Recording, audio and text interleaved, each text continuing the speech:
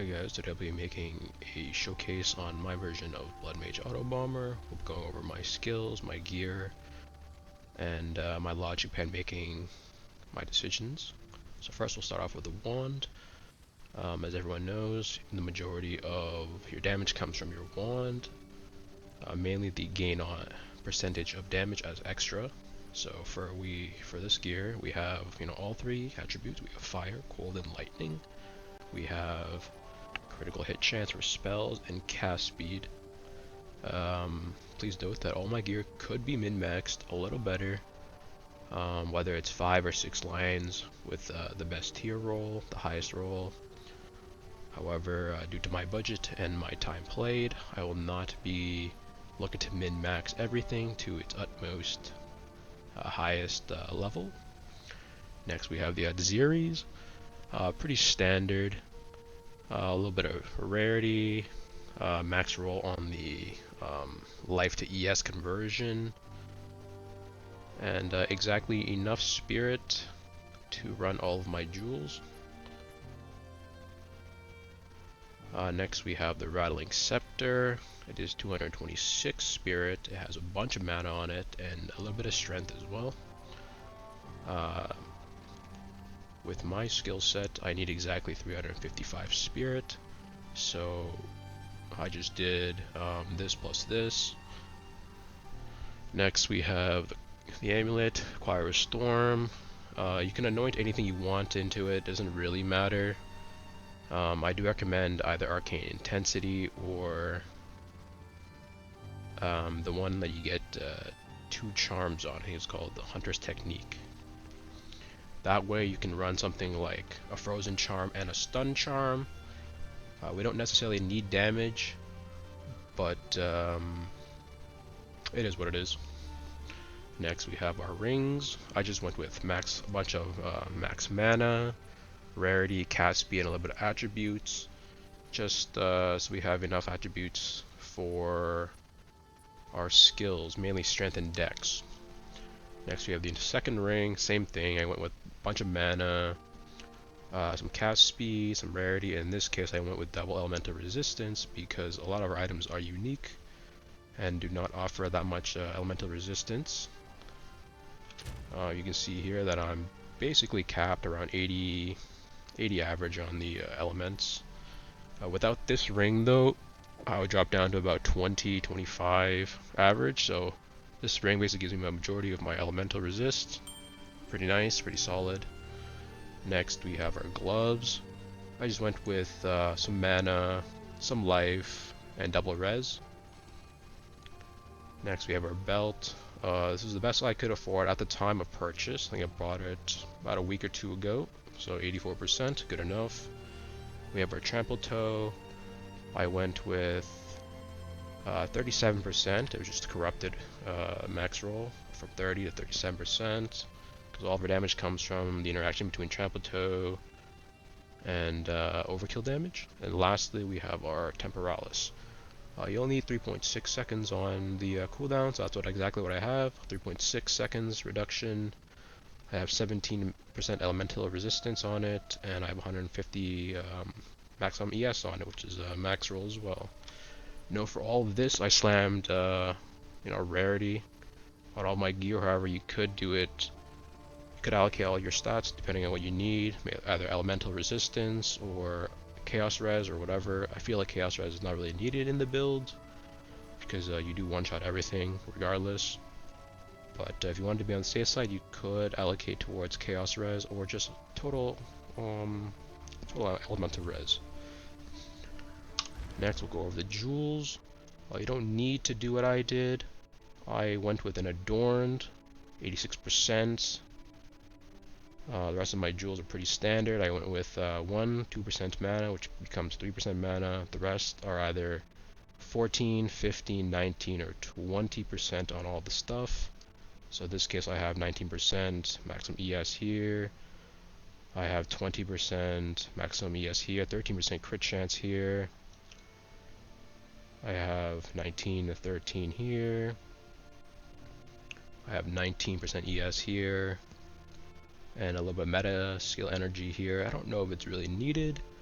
However, I just went with it just because it might do something, it might not. I have 19% ES here and 13% crit chance here. I have a megalomaniac allocating all natural, which is down here, so I save 3 points. And then I have forthcoming, which is up here, and I save another 3 points. I'm not too sure if this is needed, however, with the allocation of forthcoming, the greater lightning bolt goes from 0.08 seconds to 0.07, so slight increase in cast time. Or, I mean, I guess cooldown. Next, I have, it goes to blink as well as 0.09. However, with the allocation of forthcoming, it becomes 0.08, so slight increase in cooldown as well, so you can use it a little faster. I'm not sure if any of that really matters. However, I have the jewel, so like it's not going anywhere. So those 6 points saved, I allocated that towards, you know, another jewel socket. Pretty nice. And then I do have a controlled metamorphosis here. This is my take on autobomber, so I just went with a medium small here. However, you can also do a small. I'm pretty sure it will touch the 3 nodes that I am taking. So I take a little bit of cast speed here, just in case it's not enough. Just because all my gear is not enough cast speed for all my abilities. However, I'm pretty sure this doesn't matter. I take storm charge here, which is a very standard jewel. It gives you a bunch of damage, bunch of crit chance, which is pretty nice. And then I take arcane search on critical hit. I do have 100% critical hit with all the jewels combined with the adorned and various nodes and stuff that I've taken in the tree. I have exactly 100% crit. Moving forward, I do have a damage jewel. Pretty standard. You can either do lightning, cold, or fire. Doesn't really matter. Up to you. However, you do want 4 and 4 on it. I take all of these major notables, so I can get 16% here. Next, I have another jewel. It's gonna be crit damage this time. Maximum crit damage, and then maximum ES. I still take the standard area here, just because I don't think it is possible for 2 jewels to cover like 180% stat, whether it's crit chance, crit damage, or whatever. A little bit of dex strength, so like that.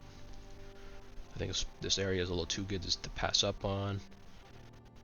I do have another 19% ES here, some meta skill energy here, nothing crazy. Same thing here, I have crit chance, maximum ES. I have spell damage and crit damage.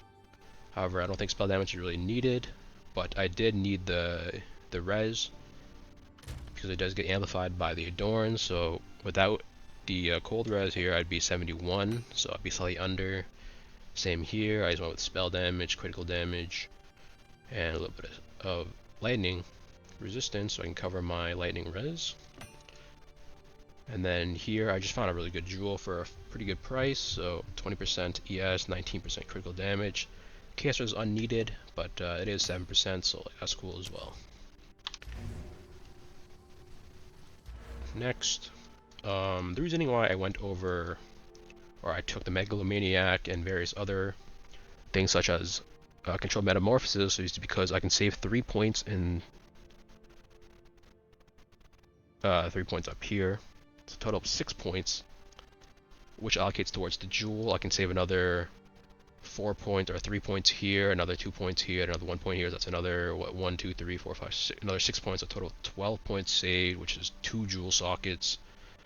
And depending on where you allocate all your jewel sockets, you can go the outside here, which is roughly, it's 5 points per jewel, or if you go inner, it'll be 9 points per jewel, something like 1, 2, 3, 4, 5, 6, 7, 8, 9. So you save another point if you go inner and you swing to outer. That's what I did down here as well.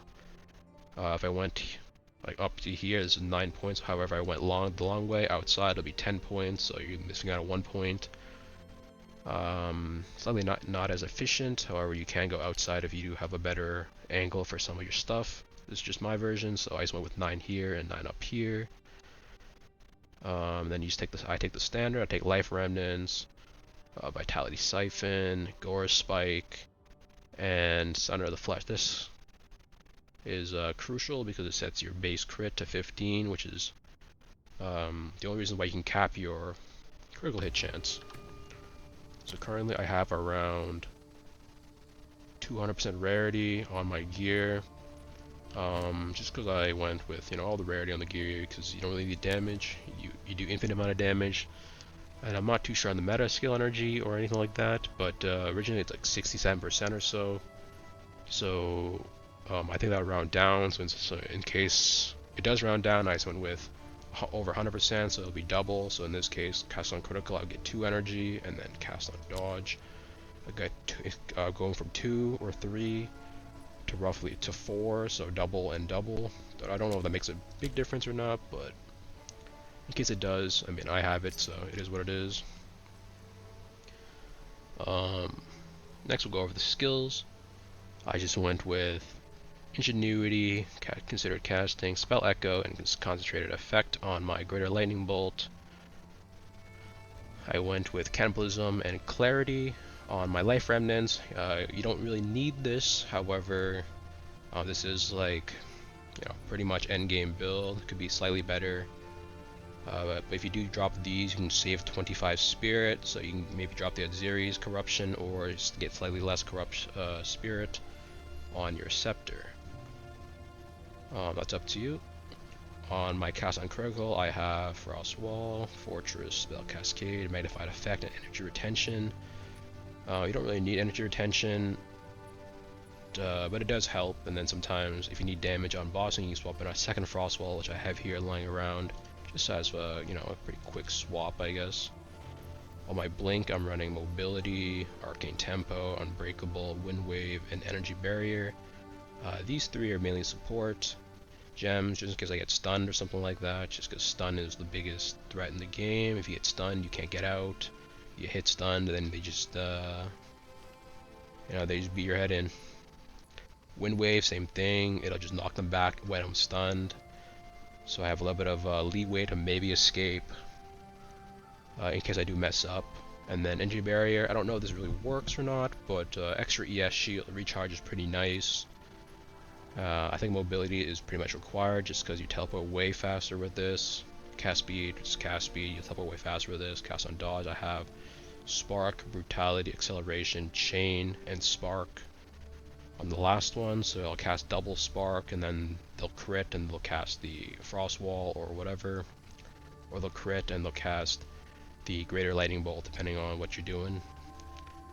I have Grim Feast, which is double my ES. So in this case, I go from 5,200 to, you know, 10,400. It's pretty good.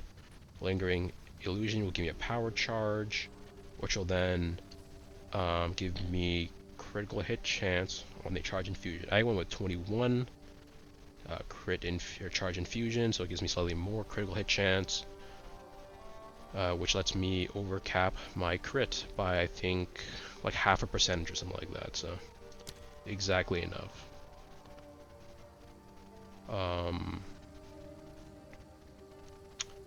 Yeah.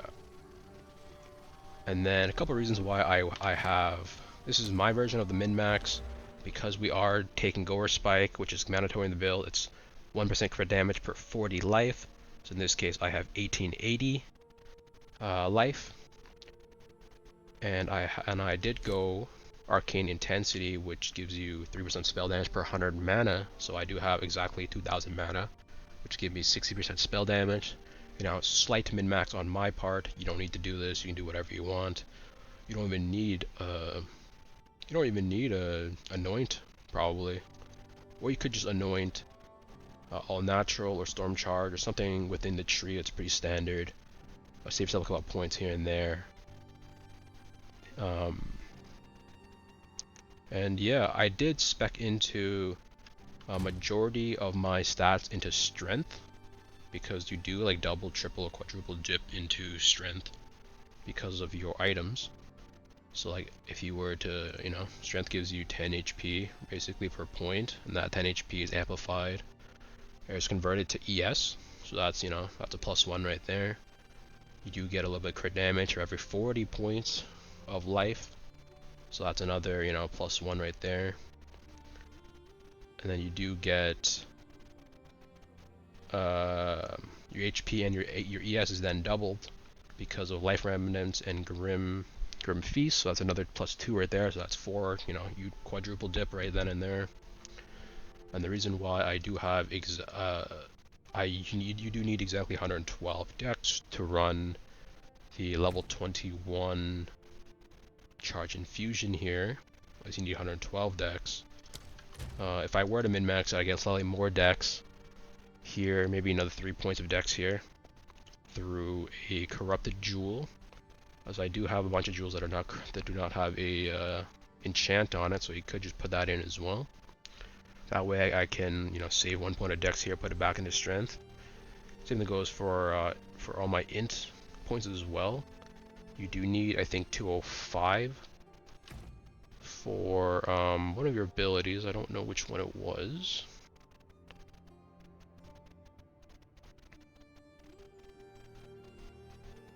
Regardless, I think you do need 205 int for something. So I do have exactly that as well, and the rest of the points go into strength. Mapping is pretty fast. It's probably the fastest I've ever played in POE1 and POE2. Everything's a breeze. You one-shot every pinnacle boss on the hardest difficulty. Simulacrums are pretty easy. However, you know, you might get unlucky and roll into a bad mob that might kill you, but I haven't died once to instant simulacrums on this character at least. I think I've played roughly 100 hours. Yeah, I'd say 100 hours. Played roughly 100 hours on this character. Pretty fun. I'm level 97. I don't think I can get that much stronger. It's pretty hard to level. Plus, I don't really play too much these days. I think the last 2 weeks or so I've been playing on-off.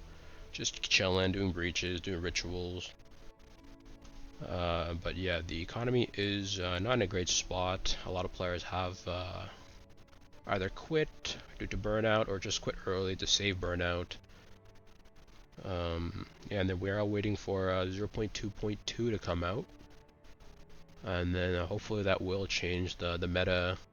Hopefully the new characters, the new skills will be interesting, be fun, and provide a different experience for all these players, for all of us. And yeah, this is my variation of Bloodmage, autobomber. Hope you guys enjoy, and I'll be getting some more clips of me doing some maps, just to show you how fast it is, stuff like that. I'll see you guys later. Bye. This is a tier 17 Savannah. It doesn't really matter in this case, just because 18 and 17 are basically the same. You're one-shotting everything, so nothing really matters. So you just zoom in past, killing all the mobs. Everything dies.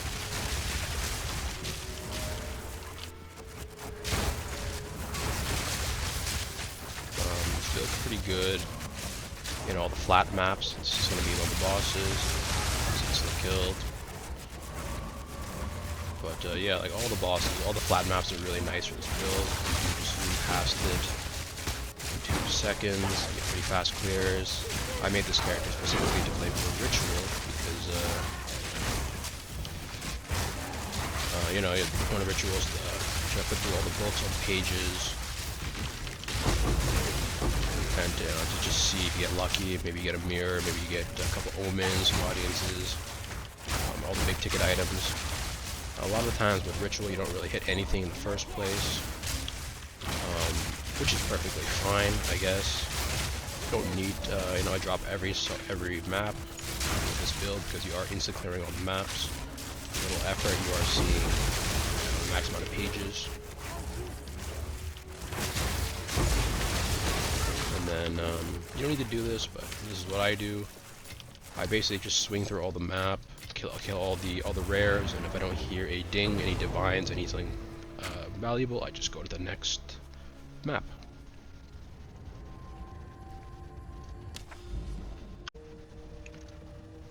This is one of my favorite maps to progress the Atlas. It's Bluff. I do also like Crypt for how fast it is. Basically, it's a one-way line. You just zoom past. You just hold down your blink key, your dodge roll key, and just zoom past. Super fast.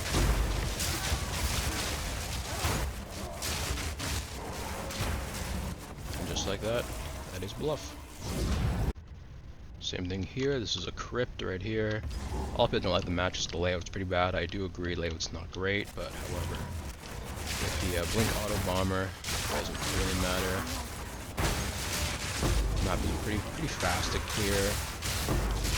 Such just one line just run through.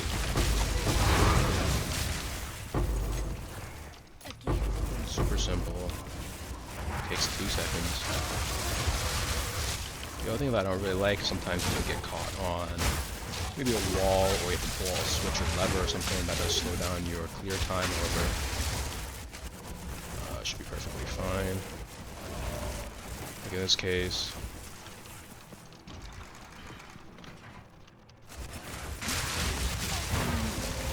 slightly slower because you have to pull the switch. Nothing too crazy. And lastly, Steppe. This is my favorite map for the build. Very large map, just rectangular shape, and I just go down in a line.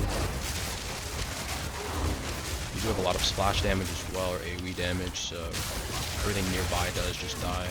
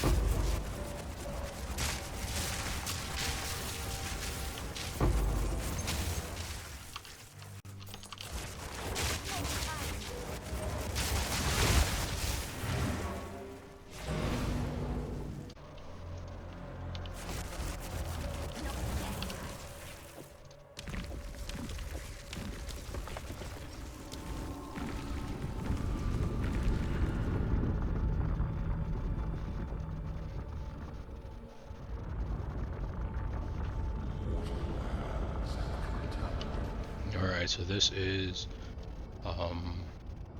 Arbiter, tier 4 Arbiter. I'll show you how I do this boss here. You don't even need the energy retention, or I mean the second frost wall. Although if you were low damage, you could just spec double frost wall. So in my case, I stand to the left here. The second I can teleport to this corner, I will. And then here we go. And then because of this, I usually just take off the frost wall, so I stop the interaction, or else it will loop infinite, so.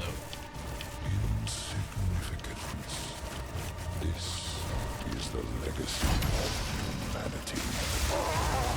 It is.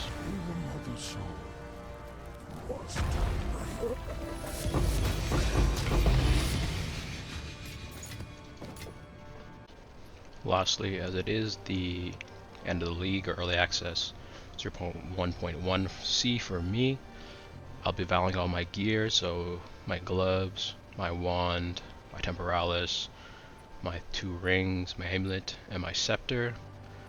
Even if it does brick, it doesn't matter. I'm not playing anymore, so fuck it, see what happens.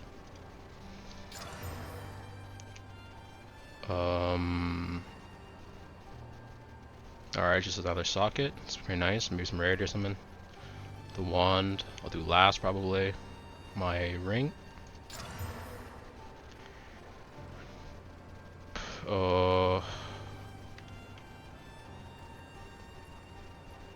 think that's pretty bad. I lost rarity on it. I got some cold res, so kind of fucked the ring up. The amulet. Savannah charges or something. Doesn't really do anything. My second ring. That is a brick. Brick the ring. Entirely. Lost the... basically everything, so I can't really use this ring anymore. The scepter. Oh.